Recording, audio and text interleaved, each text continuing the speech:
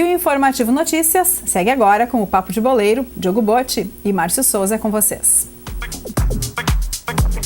Olá, Rita de Cássia, nós vamos sequenciar o Informativo Notícias com o Papo de Boleiro. E a CBF deve anunciar ainda nesta semana o substituto de Felipão como comandante da seleção brasileira. Voltamos à realidade. Dentro dos campos, Campeonato Brasileiro. E aqui em Lajeado, no Estádio Alvo Azul, o lajeadense se prepara para o segundo semestre de atividades. Agora, no Papo de Boleiro.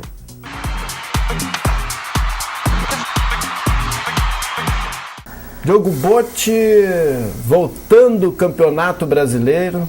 Temos essa semana a primeira rodada pós-Copa, né? Ainda ressacados da Copa. O Grêmio já joga na quarta-feira e o Internacional na quinta. Eu tô ainda na Copa, né, Márcio? França ainda. Tá entre os fortes. Tá entre os fortes. Vamos lá. Voltando ao Campeonato Brasileiro, então. O Grêmio entra em campo amanhã na Arena, 19h30, contra o Goiás. Mesmo horário do Inter na quinta-feira contra o Corinthians no Itaquerão. Né, do Grenal já está um período grande de atividades já, no meio da Copa do Mundo já houve a representação, com novidades, ambos os times. Pelo lado do Grêmio, a questão do Juliano, eu acho que dá para ressaltar, ex-Inter, campeão da Libertadores de 2010, é o principal reforço do time do Anderson Moreira para encarar essa retomada do brasileiro, mas é um que volta na 10ª rodada, né?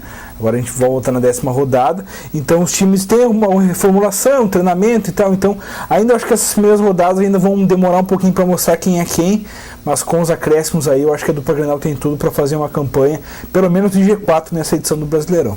O Grêmio está em 6º lugar, joga agora na 4ª e tem 15 pontos, está um atrás do Internacional, que é o 5º, tem 16 pontos. E a mesma pontuação do vice, o Fluminense também com 16 pontos. O Cruzeiro tem 19 na liderança. Mas o aproveitamento não ali a questão é número de vitória. Tá tudo meio embolado aí, né? Não houve um desgarreiro, assim, que alguém assim, a exceção do Cruzeiro, que conseguiu abrir 3 pontos na última rodada, né? Mas ninguém demonstrou um futebol ainda de campeão, assim, eu acho que nessa edição. Vai ser mais agora, a partir da 15ª, 19ª rodada, que daí já vai ter para ter uma noção quem vai realmente brigar pelo título ou não. Geralmente o melhor marketing dos clubes brasileiros costuma ser do Internacional, né, Diogo? O Inter aí já vem há alguns anos já nesse ranking, né, na frente como marketing, tanto no número de sócios para conseguir, quanto na questão de ações para interagir o torcedor com o clube, né, ações de loja, ações de extra-campo, né, então existe um planejamento muito, muito grande nisso aí em cima do Inter, o Inter investe muito nisso, né, na questão do marketing, mas é uma ação, acho que todo isso aí, o Inter pegou um exemplo europeu que dá muito certo, né, hoje é o 5º clube com o maior número de sócios do mundo, né, isso aí a gente está falando de cerca de 5, 7 milhões mês, né, 500 no cofre do clube, então não dá para desperdiçar essa questão do sócio, né, mas eu acho que é o interessante é investir de uma forma que o torcedor se sinta valorizado, eu acho que é o maior incentivo da questão de marketing. Entrando nessa linha, o Grêmio fez uma ação bem interessante, que você vai ver o bastidor agora. Fernandinho, Marcelo Groi e também o Juliano, que são novidades, dois novidades e um é história do Grêmio. Novidades e de boa repercussão aí, dá para guardar. É isso aí, eles pegaram e ligaram direto para o torcedor, para o associado do Grêmio, dizendo: olha, meu filho, é muito importante, vem assistir o jogo na Arena. Oi, é Miguel? Sim. Miguel, é Marcelo Groi, cara, tudo bem? Espera um pouquinho, nós vamos ligar de novo. Juliano, do Grêmio, tudo bem? Tranquilo, cara. Pode falar. Do Grêmio, Juliano? Ele mesmo. Isso, goleiro do Grêmio, tudo bem?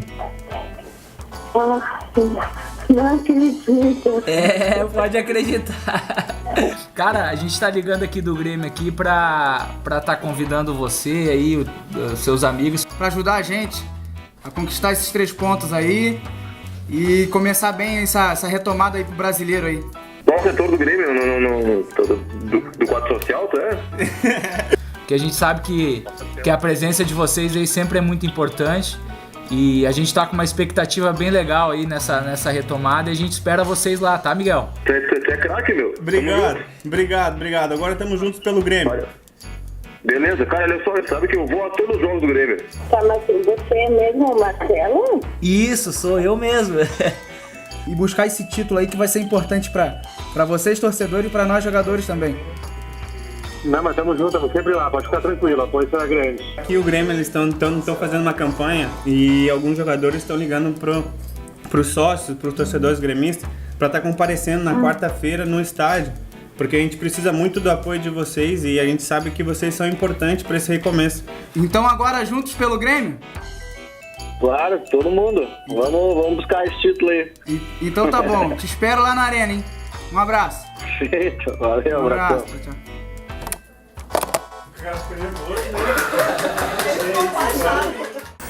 E a CBF, seu Diogo, essa semana deve ter um nome que vai ocupar o lugar de Filipão.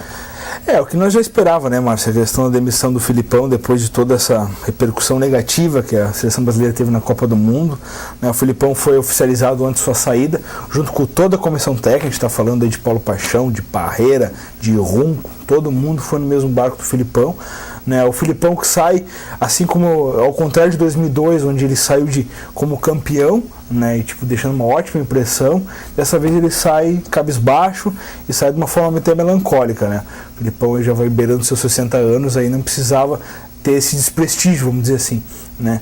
Mas agora, essa semana, o José Maria amanhã tem uma entrevista coletiva.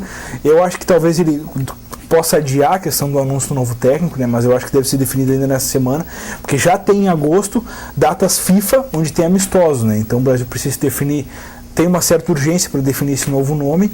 Eu acredito que deva ficar no país mesmo, apesar da especulação aí de nomes estrangeiros como Sampaoli, como Pepe Guardiola, como o próprio Mourinho, né? É mais complicado, né? Tu botar um treinador assim que de idioma, alguma coisa nesse sentido. Ainda que a seleção brasileira praticamente toda ela é feita com jogadores que atuam na Europa, né?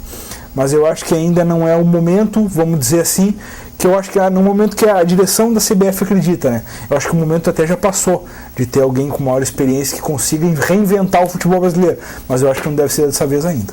Então, o Klinsmann, será que não dava uma mãozinha aí?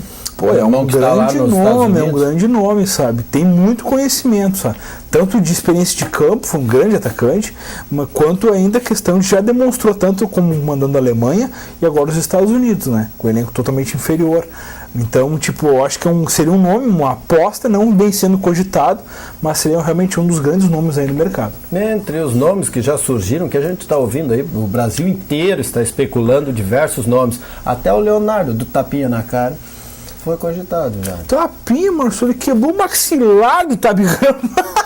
Tapinha, mordidinhas, coisas que acontecem na cama, uma joelhadinha nas costas, né? Nas costas normal, que nem na final, aquela joelhadinha do Neuer no Higuaín, né? Também. É que todo mundo foi um pouco o Neuer aqui naquela jogada. Mas enfim, coisinhas que acontecem na Copa, acontece, né? Pois é, um outro nome também, ainda que não tenha experiência como treinador, né? Eu acho que a questão, dessa vez, assim como ao contrário como foi com o Dunga, que pegaram um nome de peso junto à seleção e jogaram como treinador sem ter experiência de treinador, eu acho que dessa vez não vai acontecer. Tanto que fala-se no Tite. Tite é multicampeão, dupla Grenal, e onde fez seu nome no Corinthians, né? Conquistando tudo um pouco mais.